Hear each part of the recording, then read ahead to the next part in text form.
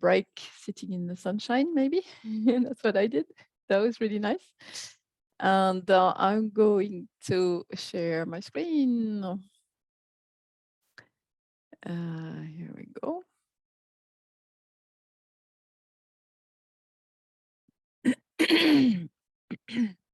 Sorry. Okay. So today's the name of the module is of the beaten path or something like this, or the beaten track. But we are exploring a little bit the different types of techniques that are not the usual stuff, maybe that most of us do. And I hope you find it a little bit inspiring and you find some possible opening to your own experiments. And now we're going to talk about something that is very well established, deconvolution, and is extremely useful for anyone who images wide field especially, but also in other modalities, but this is especially useful and was designed for wide field. So this is a very short introduction to deconvolution before we move on to actually testing that. So as you remember, light coming from our sample, generated by our sample, which acts like a light source, is diffracted at the edge of the objective, and then there's an interference pattern. And that means that every small fluorescent spot in our sample diffracts. There is a very complex 3D interference pattern, which is called the point spread function. And, and therefore, when we have a tiny point source, what happens is that in XY, the light is more diffuse. So the spot is much, much larger than the original spot. And also in if we do a Z-stack through this tiny spot, we see that in the Z-axis, this light is really, this image is very elongated, and it has also sort of rings. And even in XY, it has rings, although you cannot really see it on this image. And so the image is never, ever like the sample, right? What we're imaging is the complex interference pattern. So the light from each fluorophore is blurred and elongated in Z. That is the reality of life. So what we can do to help is deconvolve the images. So let's have a look at that. So if the sample is perfect, and as you know, pretty much all our samples, I mean, it's not pretty much all our samples in this group, as well as every year, all the students in this course, the sample is imperfect. But if the sample was perfect, the point spread function is then only influenced by diffraction, and therefore there is no refraction in the sample. But in that case, the point spread function has a very well characterized shape. So it's started from a tiny point, which is a fluorophore, to the point of the point spread function. This is extremely well characterized, and this is the F in function, is because it's mathematically very well characterized. And therefore, one can calculate back what the sample should look like. And so basically, this is the object in reality. This is every single fluorophore in the sample. Looks like this, a tiny spot. And through diffraction and interference, we are getting this image of the object, which is elongated in Z and spread in XY. And so if we use deconvolution, we actually apply an algorithm to the image. And this algorithm uses the known or supposed to be known point spread function. So this, this mathematical transformation from a point object to this point spread function shape. And it uses the known point spread function to calculate the original object starting from the image. So now we start with the image, the diffracted image. So this is the object in the image. We apply an algorithm, which is deconvolution, and we get the deconvolved image or object, which hopefully, if everything goes well, looks very much like the original object. This is what deconvolution is. So deconvolution is a mathematical transformation of an image after acquisition. Okay, this is nothing that we do while we're acquiring, we're doing it afterwards. So first we acquire and then we apply the algorithm to reassign all the light that is spread in the rings, basically, in the rings in X, Y, and the rings in Z. We reassign all this line to the center spot. So it aims at reassigning the light in the point spread function to a point object. And the best deconvolution algorithms, and if your sample is perfect, which it isn't, as you know, then what we get is an increased contrast and also an increased brightness, because all the light that is spread in the rings is going to be put back into the center spot. So we get a brighter image, and we also get an increased sharpness. So all the rings disappear, basically. So we get better contrast, better sharpness, and better brightness when we get good deconvolution. So this is fantastic on paper, but our samples are not perfect.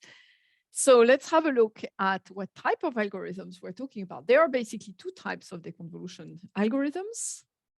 Those are called the non-linear algorithms. They're also called deblurring, and they have funky names like no neighbors, nearest neighbors, and lots of other types. So there's a lot of different algorithms, but basically the non-linear algorithms, they assume that the object looks the same in all planes, and obviously this is not the case.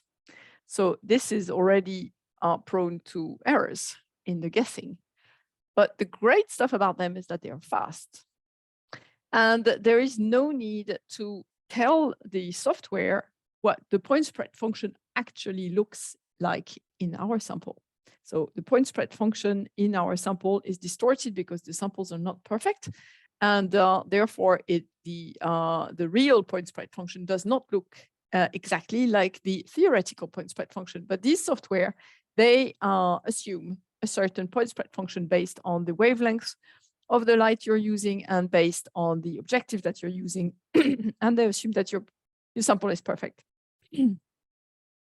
So the signal that is blurred in the image is actually thrown away. So some of the light is lost. And therefore, this type of algorithms do not make the image brighter, but they make the resulting image is sharper, but it is dimmer. So the deconvolved image is dimmer than the original because the blurred signal is thrown away. And unfortunately, obviously, because they assume that the object looks the same in all planes and they have no input about what the real point spread function looks like, they are prone to artifacts. So you can get, for example, objects like, for example, vesicles or something in the cells that are positioned a little bit at the wrong place, so slightly near where they should be. Or you could get some ring effects here and there, or you could get some ghosts, means like some sort of nebula somewhere. And you can also get a higher noise. So these are the type of artifacts that you get with this type of deconvolution. And it is not good for quantitation of, I should have written here, quantitation of image intensity. And that is because some of the intensity is lost. So you should not use these deconvolved images to quantify intensity of fluorescence. However, they are very good to help segmenting the image. So if you want to help make the mask, they will make your image sharper. So you can use this to make the mask, and then you apply the mask to the original image. That is something that is very good for. So the second type of deconvolution algorithms are the linear algorithms. And they have funky names like constrained iterative deconvolution. But basically what you can see here is that there is iterative. And iterative means we will have a process that is repeated again and again and again. That's iterations. So in these type of algorithms, we do require to tell the software what the real point spread function is. So we need to take a little Z-stack of sub-resolution fluorescent beads, like we have done in the workshop with the refraction index. So we have some small fluorescent beads, and then we take a Z-stack, and this shows us the point spread function on our microscope, and then this is what we feed into the software. So what happens in these linear algorithms is that they consider the image in one plane, and then they guess the amount of blur. They are doing like sort of, trying to do guesswork to see what is the amount of blur in the next plane, considering this one plane, what should be the blur in the next plane. And then they look at the blur in the next plane, And then they update the guessing methods depending on the new knowledge. And then they guess again to see if it corresponds. So you can see this iterative process.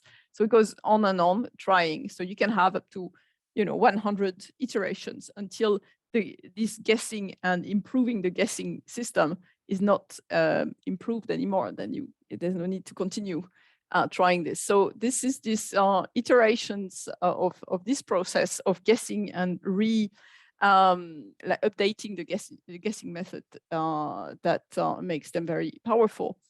So we have many loops or iterations. However, this process is slow, and it's also very demanding on the computation. And if, of course, the bigger the data and the more demanding. So this can last for several hours or days, depending on the data inputs. However, the light is not lost. So it works to quantify fluorescence intensity if it's well done. So the light is reassigned. It's not thrown away. The light coming from the blur is reassigned into the central spot. So the objects become brighter and the background become dimmer. So we increase the contrast. We increase also the sharpness of the objects and their brightness. So this is also a very powerful method. So all these methods anyway assume that the point spread function has the same shape when we move in Z. And as you know, this is not the case if we have a refraction index mismatch. So if our sample has a certain refraction index, and then the immersion medium of the objective has another refraction index, as we move away from the cover slip, we get a more and more distorted point spread function. And that cannot be sort of corrected by deconvolution because we have a different PSF at different levels away from the cover slip. Okay, so this is your job as a microscopist to make your sample as perfect as possible with as little refraction as possible. So this is not, no deconvolution is possible then because, you will get artifacts basically because the point spread function changes as one goes deeper into the sample. So these are a few examples of, just looking at the time, sorry, I'm a little bit off. The few examples on the confocal image that you can see. It's very difficult to see the improvement is because there is little improvement, but there is a little bit. So you can see here in this Z dimension. So this is the XY image, and here you see the XZ and the YZ image. So seeing the sample from the side, basically this is a Z stack, and you can see that it becomes a little bit sharper, especially in Z. And this is fast deconvolution, so this is non-linear. And here is the same, but in wide field. And here you can see that the improvement is much better. So this image is sharper than this one. And this is like top of the line deconvolution that I haven't done, but these are the references. And you can see how fantastic improvement we can get when this is done properly and the sample is perfect. And you can appreciate in here that this is in the Z, this is the Z stack in the Z dimension. And we get almost the same resolution in XY and in Z in this sample. So it is really fantastic. And all this is done in wide field. So you can imagine that it is really nice for wide field images. So basically, the disadvantages of deconvolution is that it's not always possible to acquire the point spread function that corresponds to your sample, because you can, most of the time, you cannot put beads, the fluorescent beads, in your sample to measure the real point spread function. And then also, oh, that went in the wrong way, but anyway. And then, yes, the disadvantages of deconvolution is that it works very well, but your sample has to be fully transparent for the best deconvolution to happen. So if it's not, again, if it's not a perfect sample, then you get artifacts. And the best algorithms require heavy computation. So it's a bit slow and heavy on the computer side. However, there are great advantages as well. So the non-linear algorithms are fast. So this is what we're going to try next. And they can help segment images.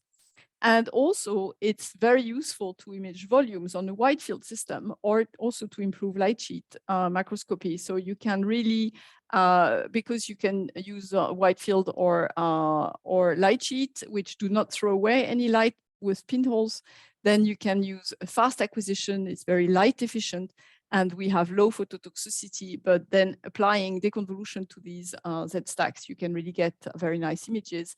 And then if the deconvolution is well done, you will get extraction of quantitative information. So that's all I had to say. And now I stop sharing.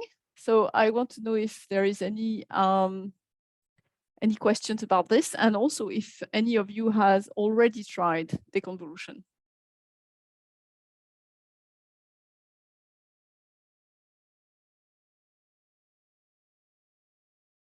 No one has tried. Okay, well, we're going to try now. So Jin Jiang is, you have already met him. He works at the LCI facility as well, and he's going to show you how we can test. Are you around, JJ? Yes, I'm here. We continue here, or we go to the workshop? Yeah, we go to the other. Okay, sorry, I'm a bit off. Right, so let's meet in the other